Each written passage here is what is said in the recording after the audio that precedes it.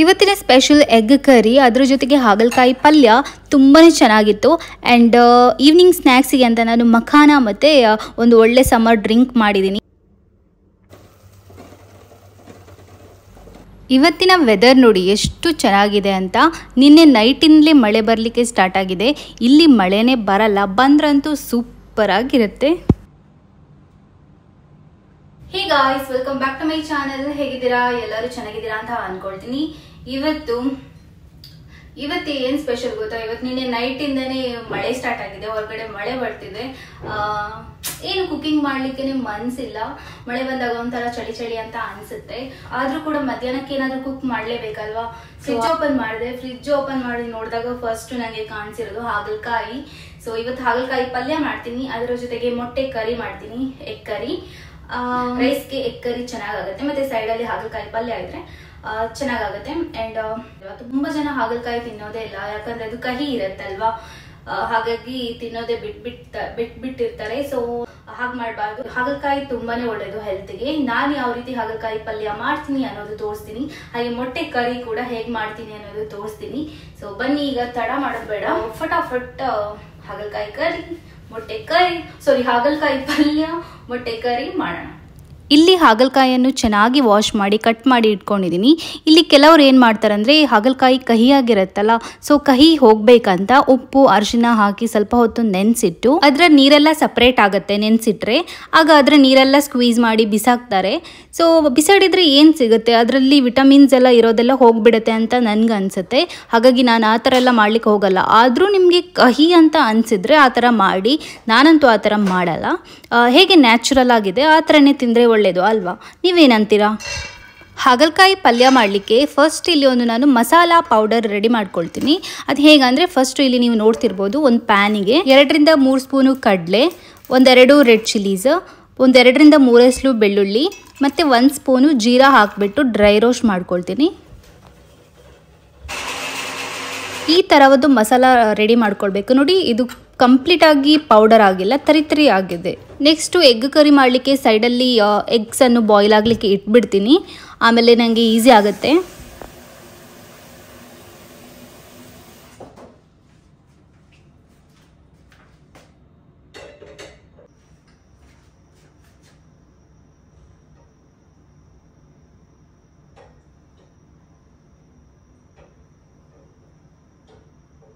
Next ಇಲ್ಲಿ ನಾನು ಹಾಗಲಕಾಯಿ ಪಲ್ಯ ಮಾಡಲಿಕ್ಕೆ ಯಾವುದಾದ್ರೂ ಒಂದು ಸಣ್ಣದು ಪಾತ್ರೆ ಬೇಕಲ್ವಾ, ಸೊ ಅದನ್ನು ಹುಡುಕ್ತಾ ಇದ್ದೀನಿ.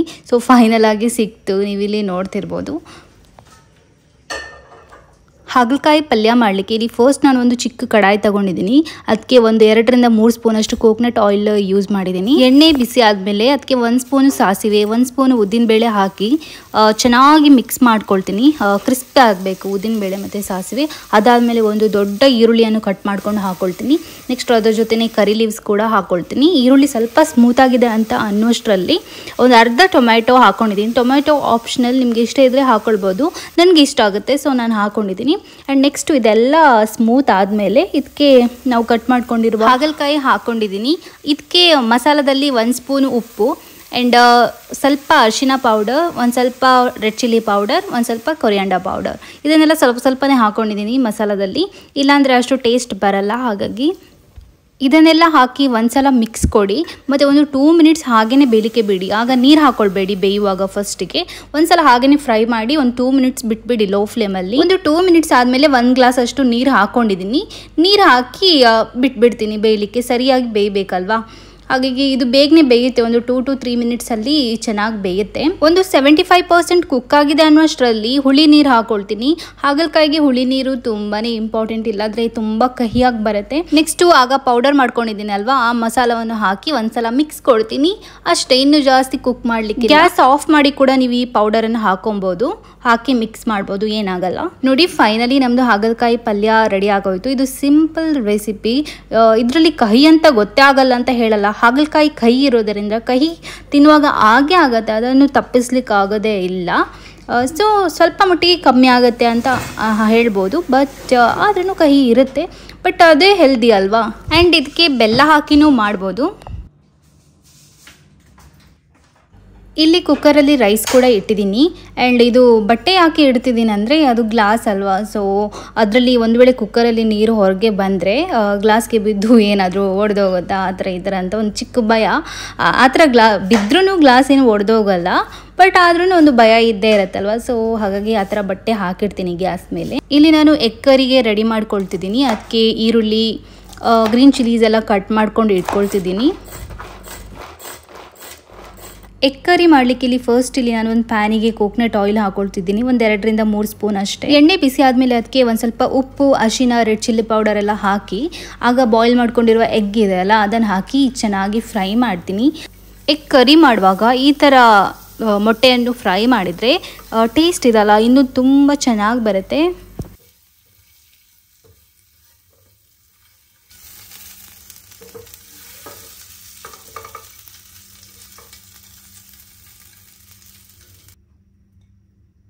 ನೋಡಿ ಎಷ್ಟು ಮಸಾಲ ಹಾಕಿದ್ದೀನಿ, ಎಲ್ಲ ಮಸಾಲ ಕೂಡ ಎಗ್ಗಲ್ಲಿ ಹಿಡ್ಕೊಂಡು ಬಿಟ್ಟಿದೆ. ಸೊ ಈ ಥರ ಇದ್ದರೆ ಚೆನ್ನಾಗಿರುತ್ತೆ egg curry. Next egg curry ಮಾಡಲಿಕ್ಕೆ ಮಸಾಲ ಬೇಕು. ಮಸಾಲಕ್ಕೆ ಇಲ್ಲಿ ನಾನು ಒಂದು ಪ್ಯಾನಿಗೆ ಒಂದು ಸ್ವಲ್ಪ ಆಯಿಲ್ ಹಾಕ್ಕೊಂಡು ಅದಕ್ಕೆ ಒಂದು 3-4 ರೆಡ್ ಚಿಲ್ಲೀಸ್ ಹಾಕ್ಕೊಂಡಿದ್ದೀನಿ. ಇದನ್ನೆಲ್ಲ ಫ್ರೈ ಮಾಡಬೇಕು. ಶುಂಠಿ, ಒಂದು 3-4 ಎಸಳು ಬೆಳ್ಳುಳ್ಳಿ ಆ್ಯಂಡ್ ಒಂದು ಸ್ವಲ್ಪ ಕಾಳುಮೆಣಸು ಹಾಕ್ಕೊಂಡಿದ್ದೀನಿ. ಇದನ್ನೆಲ್ಲ ಚೆನ್ನಾಗಿ ಫ್ರೈ ಮಾಡಿ ಆದಮೇಲೆ ನೆಕ್ಸ್ಟು 1-2 ಮೀಡಿಯಮ್ ಸೈಜ್ ಈರುಳ್ಳಿ, 1 ಟೊಮ್ಯಾಟೊ ಆ್ಯಂಡ್ ಒಂದು ಸ್ವಲ್ಪ ಕೊರಿಯಾಂಡರ್ ಲೀವ್ಸ್, ಕೊತ್ತಂಬರಿ ಸೊಪ್ಪು ಆ್ಯಂಡ್ ಸ್ವಲ್ಪ ಇದು ಕ್ಯಾಶ್ಯೂಸ್ ಇದ್ದರೆ ಗೋಡಂಬಿ ಇದ್ದರೆ ಗೋಡಂಬಿ ಹಾಕ್ಕೊಳ್ಳಿ, ತುಂಬ ಚೆನ್ನಾಗಿ ಟೇಸ್ಟ್ ಬರುತ್ತೆ. ನಾನು ಒಂದು 5 ಗೋಡಂಬಿ ಹಾಕಿದ್ದೀನಿ ಇರ್ಬೋದು. ಇದನ್ನೆಲ್ಲ ಈಗ ಮಿಕ್ಸಿಗೆ ಹಾಕಿ ಪೇಸ್ಟ್ ಮಾಡ್ಕೊಳ್ಬೇಕು. ಮಿಕ್ಸಿಗೆ ಹಾಕೊಳ್ಳುವಾಗ ನಾನಿಲ್ಲಿ ಸ್ವಲ್ಪ ಕೋಕೋನಟ್ ಹಾಕ್ಕೊಳ್ತೀನಿ. ಕೋಕೋನಟ್ ಹಾಕೊಳ್ಳೋದ್ರಿಂದ ಗ್ರೇವಿ ಇನ್ನು ತಿಕ್ಕಾಗಿ ಟೇಸ್ಟ್ ಚೆನ್ನಾಗಿ ಬರುತ್ತೆ. ಇಲ್ಲಿ ಮಸಾಲ ರೆಡಿ ಆಯಿತು. ನೆಕ್ಸ್ಟ್ ಲಾಸ್ಟ್ ಒಂದು ಪ್ಯಾನ್ ತಗೊಳ್ಳಿ, ಅದಕ್ಕೆ ಒಂದು 2-3 ಸ್ಪೂನ್ ಆಯಿಲ್ ಹಾಕ್ಕೊಳ್ಳಿ. ನೆಕ್ಸ್ಟ್ ಇದು ಆಪ್ಷನಲ್, ಇದು ಗರಂ ಮಸಾಲ ನಾನು ಹಾಕಿರೋದು, ಅಂದರೆ ಬೇ ಲೀಫ್, ಚಕ್ಕೆ, ಇದು ಆಪ್ಷನಲ್, ನಿಮ್ಗೆ ಇಷ್ಟ ಇದ್ರೆ ಹಾಕಿದರೆ ಸ್ಮೆಲ್ ಚೆನ್ನಾಗಿ ಬರುತ್ತೆ ಅಂತ. ನೆಕ್ಸ್ಟ್ ನಾನು ಒಂದು 2 ಈರುಳ್ಳಿಯನ್ನು ಸಣ್ಣದಾಗಿ ಕಟ್ ಮಾಡ್ಕೊಂಡು ಹಾಕೊಂಡಿದ್ದೀನಿ. ಈರುಳ್ಳಿ ಸ್ಮೂತ್ ಆಗುವಷ್ಟರಲ್ಲಿ 2-3 ಗ್ರೀನ್ ಚಿಲ್ಲೀಸನ್ನು ಸಣ್ಣದಾಗಿ ಕಟ್ ಮಾಡ್ಕೊಂಡು ಹಾಕೊಂಡ್ಬಿಡಿ, ಖಾರಕ್ಕೆ ಬೇಕಾಗತ್ತಲ್ವಾ. ನೆಕ್ಸ್ಟು ಅದು ಹಾಕಿದ ಮೇಲೆ ಸ್ವಲ್ಪ ಫ್ರೈ ಮಾಡಿ ಆದಮೇಲೆ ಆಗ ನಾವು ಪೇಸ್ಟ್ ಮಾಡ್ಕೊಂಡಿರುವ ಮಸಾಲ ಇದಲ್ಲ ಅದನ್ನು ಹಾಕಿ ಒಂದು ಸ್ವಲ್ಪ ಕುದಿಸ್ಕೊಳ್ಬೇಕು. ಒಂದು ಸ್ವಲ್ಪ ಜಾರ್ಗೆ ನೀರು ಹಾಕೊಂಡು ಬಿಡ್ತೀನಿ ನಾನು, ನೀರು ಹಾಕೊಂಡು ಇದಕ್ಕೆ ಹಾಕ್ತೀನಿ. ಆ್ಯಂಡ್ ನಿಮಗೆ ಎಕ್ಸ್ಟ್ರಾ ಗ್ರೇವಿ ತಿಕ್ ಬೇಕಿದ್ರೆ ನೀರು ಹಾಕ್ಕೊಳ್ಬೇಡಿ, ಜಾಸ್ತಿ ನೀರು ಹಾಕೋದಾದ್ರೂ ಹಾಕ್ಬೋದು. ನೀರು ಗ್ರೇವಿ ಇದ್ರೂ ಚೆನ್ನಾಗಾಗುತ್ತೆ, ತಿಕ್ಕಿದ್ರೂ ಚೆನ್ನಾಗಾಗುತ್ತೆ. ಇಲ್ಲಿ ಒಂದ್ಸಲ ಮಿಕ್ಸ್ ಮಾಡ್ಕೊಳ್ತೀನಿ ನಾನು, ಮಿಕ್ಸ್ ಮಾಡಿ ಒಂದ್ಸಲ ಕುದಿಸ್ಕೊಳ್ತೀನಿ. ಇದಕ್ಕೆ 1 ಸ್ಪೂನಷ್ಟು ರೆಡ್ ಚಿಲ್ಲಿ ಪೌಡರ್, ಒಂದು ಸ್ವಲ್ಪ ಕೊರಿಯಾಂಡರ್ ಪೌಡರ್, ಒಂದು ಸ್ವಲ್ಪ ಉಪ್ಪು, ರುಚಿಗೆ ತಕ್ಕಷ್ಟು ಉಪ್ಪು ಹಾಕ್ಕೊಳ್ತೀನಿ. ಹಾಕಿ ಒಂದ್ಸಲ ಮಸಾಲ ಕುಕ್ ಆದಮೇಲೆ ಇದಕ್ಕೆ ಎಗ್ಸ್ ಎಲ್ಲ ಹಾಕುವಾಗ ಫ್ರೈ ಮಾಡಿರುವ ಎಗ್ಸ್ ಇದೆ ಅಲ್ವಾ ಅದನ್ನು ಹಾಕೊಂಡು ಎಗ್ ಕರಿ ರೆಡಿ ಆಗುತ್ತೆ.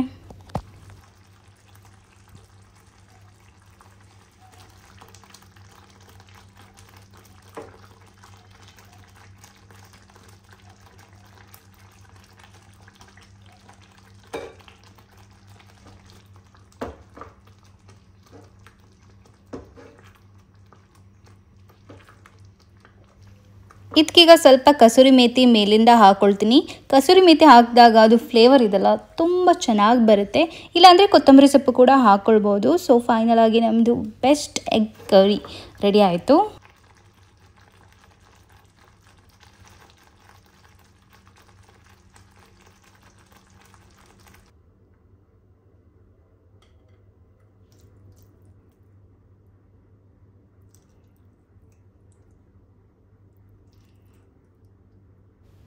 ಫ್ರೆಂಡ್ಸ್, ಇದು ನಾನು ಈವ್ನಿಂಗ್ ವ್ಲಾಗ್ ಕಂಟಿನ್ಯೂ ಮಾಡ್ತಿದ್ದೀನಿ. ಸೊ ಈಗ ನಾನು ಹುಡುಕ್ತಿರೋದು ಮಖಾನ. ನಾನು ಆಲ್ರೆಡಿ ಲಾಸ್ಟ್ ವಿಡಿಯೋದಲ್ಲೆಲ್ಲ ಹೇಳಿದ್ದಲ್ಲ, ನನ್ನ ಹಸ್ಬೆಂಡಿದು ಆಫೀಸ್ ಟೈಮಿಂಗ್ಸ್ ಈಗ 1 ಮಂತಲ್ಲಿ ಚೇಂಜ್ ಆಗಿದೆ, 1 ಮಂತ್ಗೆ ಅಂತ. ಸೊ ಬೇಗ ಬರ್ತಾರೆ ಈವ್ನಿಂಗು, ಹಾಗಾಗಿ ಡಿಫ್ರೆಂಟ್ ಸ್ನ್ಯಾಕ್ಸು ಟ್ರೈ ಮಾಡೋಣ ಅಂತ ಅಂದ್ಕೊಂಡಿದ್ದೀನಿ. ಸೊ ಇವತ್ತು ಹೆಲ್ದಿ ರೆಸಿಪಿ ಮಖಾನ ಮಾಡ್ತಿದ್ದೀನಿ. ಫಸ್ಟ್ ಇಲ್ಲಿ ಒಂದು ಪ್ಯಾನಲ್ಲಿ ಸ್ವಲ್ಪ ಆಯಿಲ್ ಹಾಕ್ಕೊಂಡು ರೆಡ್ ಚಿಲ್ಲಿ ಪೌಡರ್, ಅರಿಶಿನ, ಉಪ್ಪೆಲ್ಲ ಹಾಕ್ಕೊಂಡು ಮಖಾನವನ್ನು ಕ್ರಿಸ್ಪ್ ಆಗುವ ತನಕ ಫ್ರೈ ಮಾಡ್ಕೊಳ್ತೀನಿ. ಈ ಮಖಾನದಲ್ಲಿ ಎಷ್ಟು ಹೆಲ್ತ್ ಬೆನಿಫಿಟ್ಸ್ ಇದೆ ಅಂದರೆ ಹೇಳೋದೇ ಬೇಡ. ಇದರಲ್ಲಿ protein, fibre, fat, calcium, iron ಎಲ್ಲನೂ ಇದೆ. ಇದು ನಿಮ್ಮ ಹಾರ್ಟ್ ಇರ್ಬೋದು, ಬೋನ್ ಹೆಲ್ತ್ ಇರ್ಬೋದು, ಎಲ್ಲದಕ್ಕೂ ಬೆಸ್ಟ್ ಅಂತ ಹೇಳ್ಬೋದು. ಇದು ಮಖಾನ ರೋಸ್ಟ್ ಆದಮೇಲೆ ಅದಕ್ಕೆ ಒಂದು ಸ್ವಲ್ಪ onion and tomato, coriander leaves ಎಲ್ಲ ಹಾಕಿ ಸ್ವಲ್ಪ ಮಿಕ್ಸ್ ಮಾಡ್ಕೊಂಡು ತಿಂತಾ ಇದ್ದರೆ ಈವ್ನಿಂಗ್ ಟೀ ಟೈಮಿಗೆ ಇದು ಬೆಸ್ಟ್ ಅಂತಲೇ ಹೇಳ್ಬೋದು. ಫ್ರೆಂಡ್ಸ್ ಮಕಾನ ರೆಡಿ. ಎಷ್ಟು ಚೆನ್ನಾಗಿದೆ. ನಾನು ಇಷ್ಟು ದಿನ ಯಾಕಿದೆ ಅಂತ ತಗೊಳ್ಳಿಲ್ಲ, ತಿಂತಿಲ್ಲ ಅಂತ ನಂಗೀಗ ಅನಿಸ್ತಿದೆ. ತುಂಬಾ ಚೆನ್ನಾಗಿದೆ ಟೇಸ್ಟು.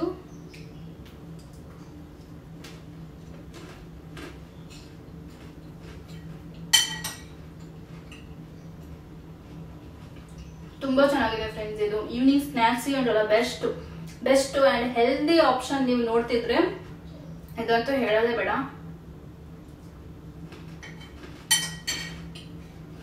ನಂಗೆ ಟೇಸ್ಟ್ ಬಿಡ್ಲಿಕ್ಕೆ ಆಗ್ತಿಲ್ಲ. ನನ್ನ ಹಸ್ಬೆಂಡ್ಗೆ ಬೇರೆನ ಮಾಡಿ ಕೊಡ್ತೀನಿ. ತುಂಬಾ ಚೆನ್ನಾಗಿದೆ, ಎಷ್ಟು ಚೆನ್ನಾಗಿದೆ.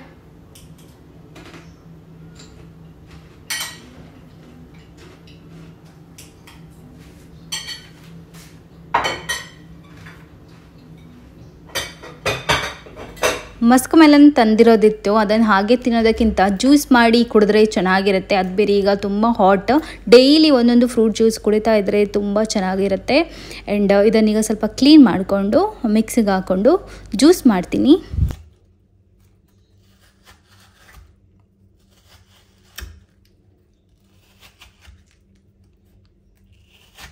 ನಾನು ಈ ಜ್ಯೂಸ್ಗೆ ನೀರು ಅದು ಇದು ಎಲ್ಲ ಏನು ಯೂಸ್ ಮಾಡಲ್ಲ ನೋಡಿ. ಫಸ್ಟು ಈಗ ಮಸ್ಕ್ ಮೆಲನ್ದು ಪಲ್ಪ್ಸ್ ಹಾಕ್ತಿದ್ದೀನಿ. ನೆಕ್ಸ್ಟ್ ಇದಕ್ಕೆ ಒಂದು ಸ್ವಲ್ಪ ಬ್ಲೂಬೆರಿ ಹಾಕ್ತೀನಿ. ನೆಕ್ಸ್ಟು ನೆಲ್ಲಿಕಾಯಿ ಹಾಕ್ತೀನಿ. ನೆಲ್ಲಿಕಾಯಿ ಅಂತೂ ಹೇಳೋದೇ ಬೇಡ, full healthy.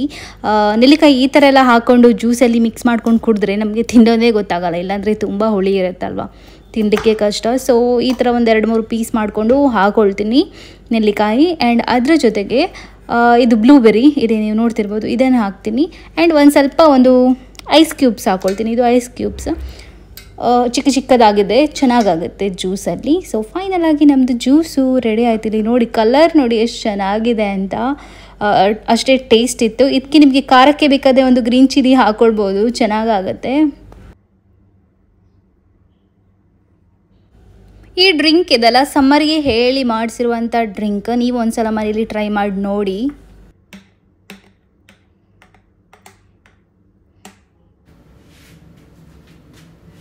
Friends, Musk melon blueberry juice ready ಇದೆ. ಈ ಸಮ್ಮರ್ಗೆ ಈ ಡ್ರಿಂಕ್ ಹೇಳಿ ಮಾಡಿಸಿರೋ ಡ್ರಿಂಕ್ ನೋಡುವ ಹೇಗೆ ಬಂದಿದೆ ಅಂತ.